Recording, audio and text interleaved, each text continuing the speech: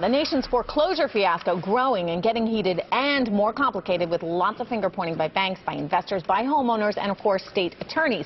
CNBC has been in front of this story really from the very beginning. We've been covering every angle for you all day today. We're tackling this mortgage mess head on for you. And CNBC's Eamon Jabbers joined us with a look at the political lightning rod housing is playing ahead of these midterm elections, which are just a few days away. Hey there, Eamon.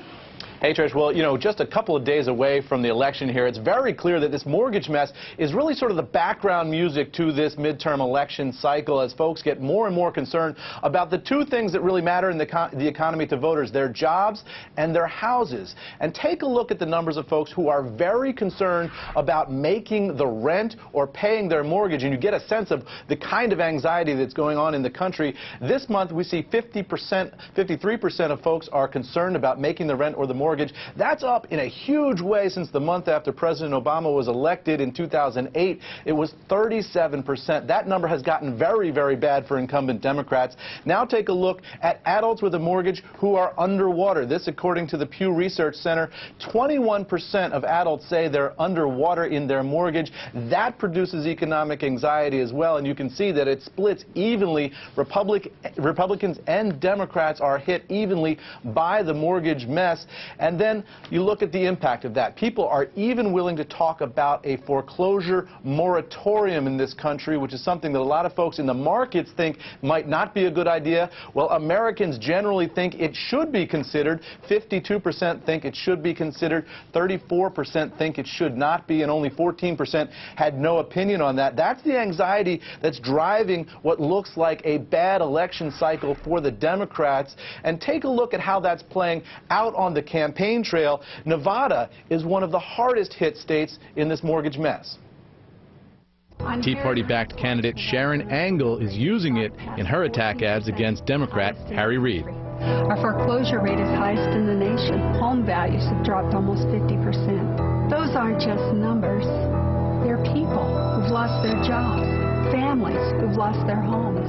Harry Reid's Larry, that kind of advertising campaign against incumbent Democrats really hurts in this election cycle. Republicans, because they're the party on the outs, are succeeding in blaming the Democrats, the party who's in power. Larry, back to you. Yeah, thank you, Eamon. I did not know 52% favor a moratorium on foreclosure. That's fascinating. So all this brings us to our viewer outrage segment.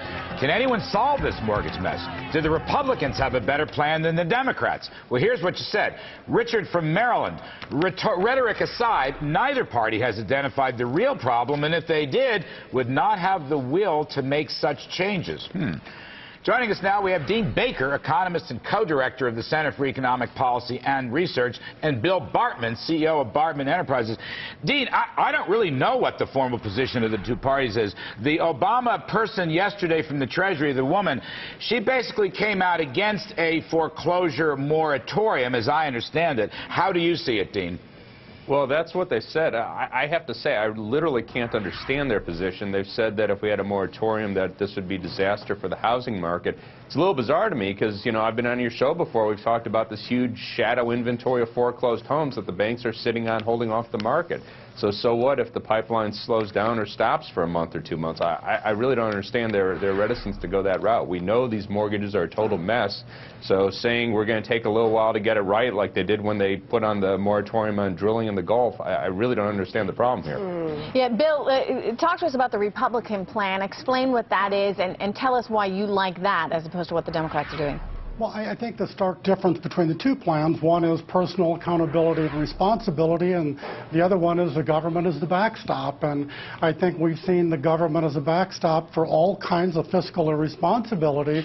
And I think this election is telling us loud and clear, we as Americans mostly are wanting people to stand up and take responsibility for their own investments and their own actions. And I know it sounds harsh and cold and cruel to talk about people losing their homes, and I understand that on a personal level, but at the same point, it'd be like going to Las Vegas and expecting to be able to keep the cash if you win, but getting a refund if you lose. Well, the rest of America who pays their taxes and pays their mortgages are really kind of tired of carrying all that free load. Dean, what's wrong with that?